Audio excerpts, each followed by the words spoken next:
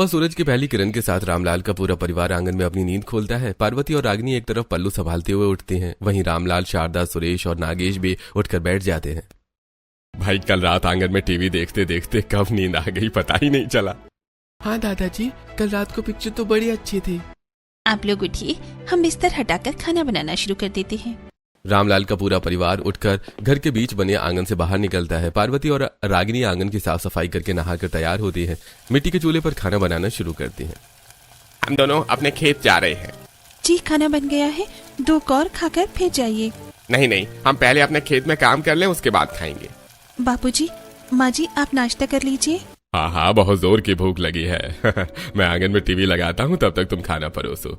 इतना कहकर रामलाल घर के अंदर से एक टीवी लेकर आता है और आंगन में लगाकर शारदा और बहुओं के साथ बैठकर टीवी देखते हुए खाना खाने लगता है। ऐसी रात होती है, आंगन में टीवी लगा होता है। पूरा परिवार और पड़ोसी अपने बच्चों के साथ आंगन में बैठकर टीवी देख रहे होते हैं।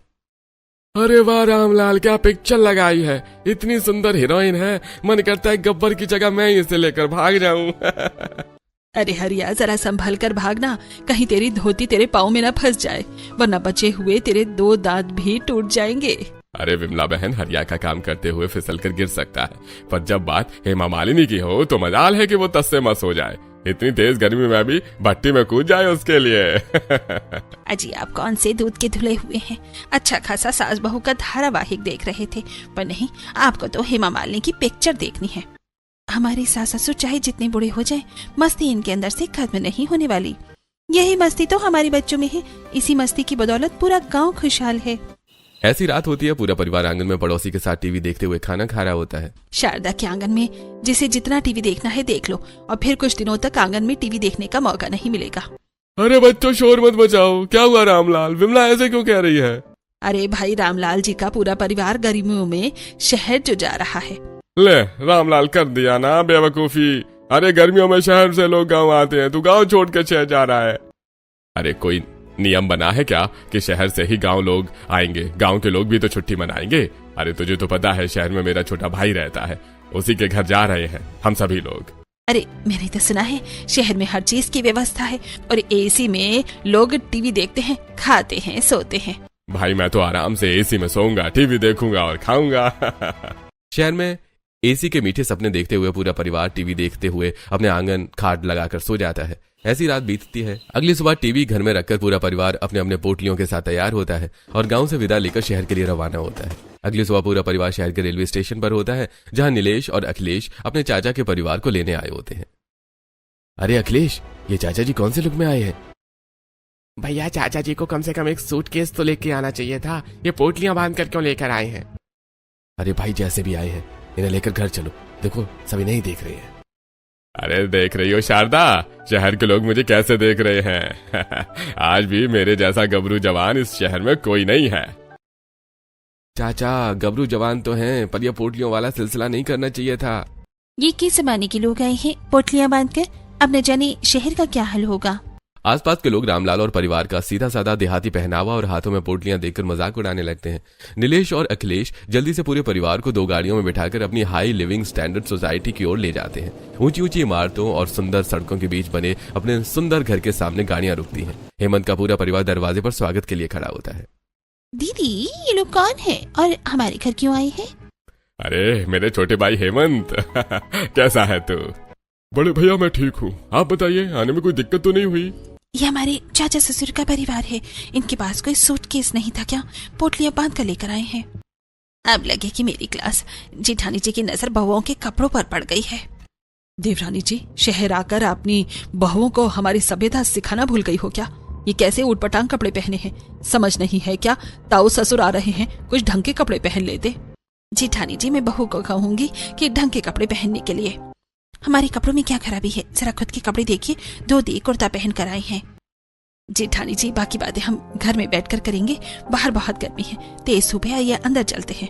देवरानी जी, लगता है आप भी शहर आकर गांव की परंपरा भूल गई हैं। ये कौन तरीका होता है बाहर आकर लोगों का स्वागत करने का? बहुओं, जाओ आरती की थाली लेकर आओ और अपने ससुर और सभी की आरती और नजर उतारो। क्या आरती उतारो, नजर उतारो? ये नजर वजर क्या होती है और आरती क्यों उतारनी है? बहुत कुछ बातें माननी पड़ती हैं। अश्विनी जैसा कह रही है वैसा करो और अपना सिर भी ढको। नीलिमा और गरिमा एक तौलिए से अपना सिर ढकती हैं और सबकी आरती और नजर उतारती हैं। दूर खड़ी पड़ोसन ये सब देखकर मुस्कुरा रही होती है। ये पड़ी हमारी पड़ोसन की नजर, अब न जाने कितनी बेइज्जती होगी। रामलाल अपने पूरे परिवार के साथ एसी लगे सुंदर इंटीरियर वाले घर में आता है। सुंदर सोफे, डाइनिंग टेबल और तरह तरह की तस्वीरों से हॉल सजा होता है। सामने बड़ा सुंदर टीवी रखा होता है। दादाजी देखिए, यहाँ टीवी लगा है और ये घर कितना ठंडा है। बच्चों, हम सभी यहीं बैठकर टीवी देखेंगे, अब बड़ा मजा आएगा।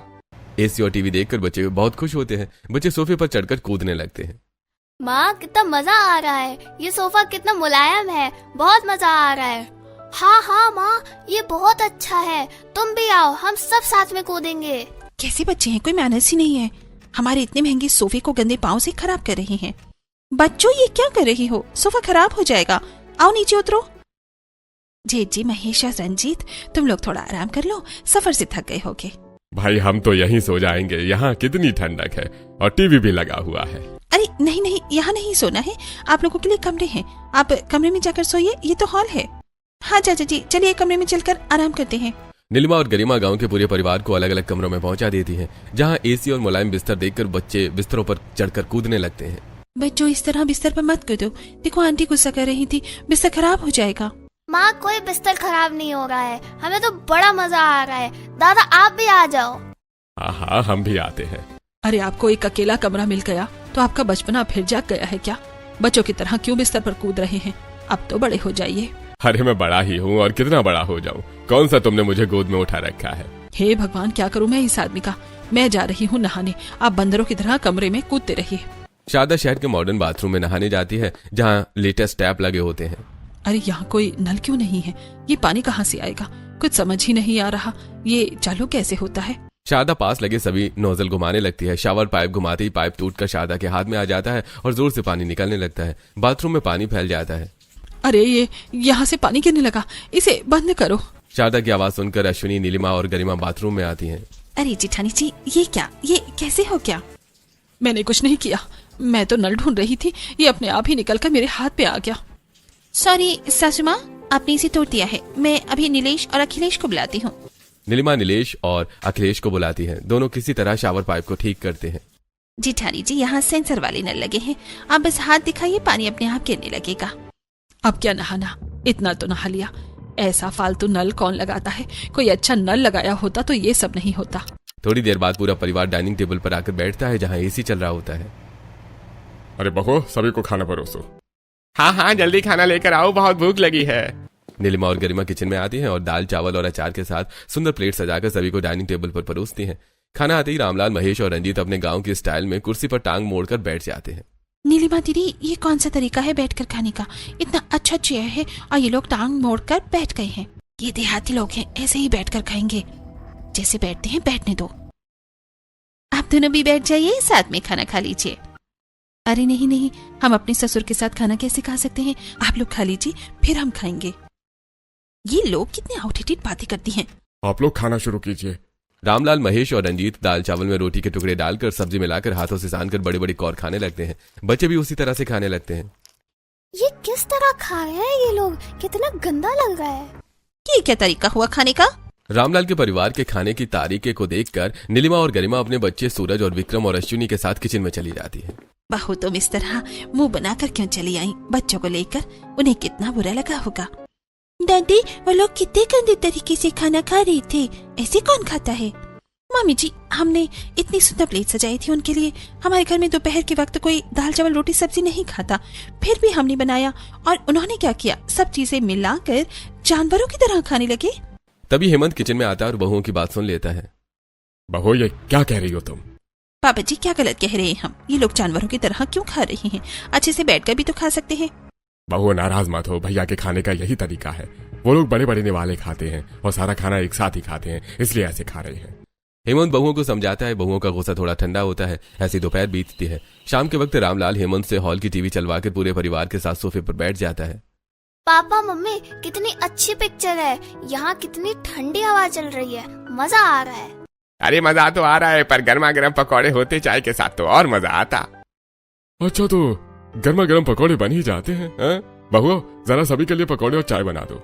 हेमंत के कहने पर नीलिमा और गरिमा रसोई में आकर सभी के लिए चाय और पकौड़े बनाने लगती हैं। कैसे मेहमान आ गए हमारी गर्मियों की छुट्टी में। जब से आए हैं तब से परेशान कर रखा है। पहले इनके बच्चे सोफा गंदे करने लगे, फिर सासू माँ ने हमारा महंगा टेप तोड़ दिया, फिर जानवरों की तरह खाना खा रहे थे। अब न जाने चाय पकौड़े कैसे खाएंगे। ये लोग इतने कबाल लग रहे हैं, कहीं चाय में पकौड़े डुबो कर न खाने लगे।